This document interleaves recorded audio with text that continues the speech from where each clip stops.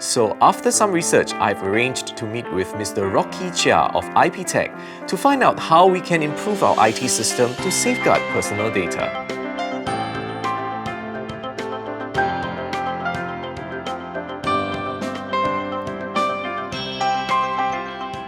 Thank you for meeting out with me. Hi Ponsak, how can I help you today? My colleague carelessly attached a document containing important personal data and emailed it to unintended recipients. This got us a bit worried about the accidental leaks of personal data. We're hoping to beef up the security of our IT system, and at the same time, we are thinking about setting up a new web portal. So can you share with us how we can get our data protection policies right? I see. Okay, let me share with you what we do at IPTech. Firstly, IPTech is a solution provider providing customized online applications and services. We also provide event registration solutions and services for the MIC industry.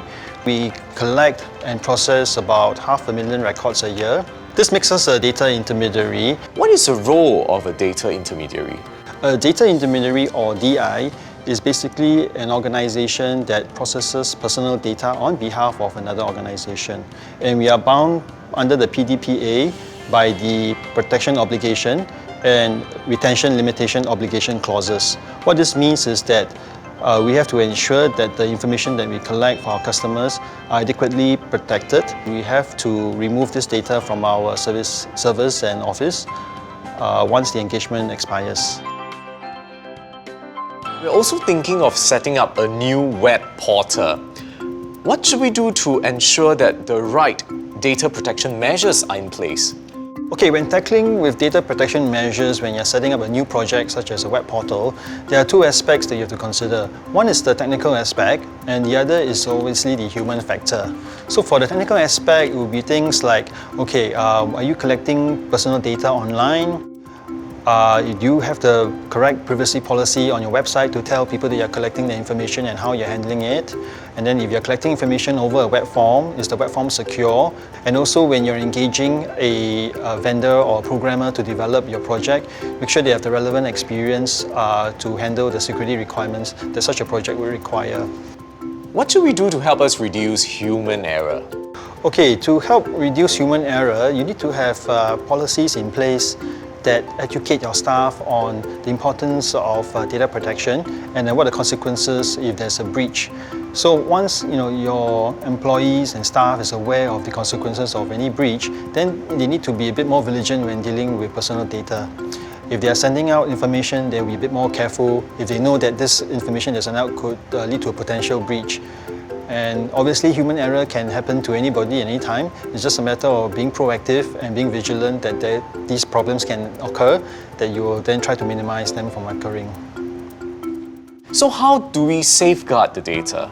Some of these measures we have in place, for example, is to conduct periodic penetration testing and vulnerability assessment on our servers. What this means is that we will engage an external security consultant to try and penetrate our servers, and after the test, what they will give us is a report on potential problems, and then we will actually go in and then fix these problems to prevent problems from occurring. Some of the other measures we put in place is also to use encryption technology to protect our database. So in case a hacker happens to be able to hack into our server and copy out the database, because the database is encrypted, they will not be able to easily extract the information from the database. And also, to add on, we also have a 2FA authentication when users log in. What's 2FA? 2FA is a two-factor authentication, meaning when you first, it's like your SingPass where they're implementing 2FA. When you first log into a system, they will prompt you for a second password or one-time PIN. What we do is that we will either SMS or email our clients the 2FA, and then they will have to enter this into the login screen within 2 minutes. If they don't, then this login is invalid. So apart from cybersecurity related measures, what other policies do you have in place? Take for example, the physical space of this office.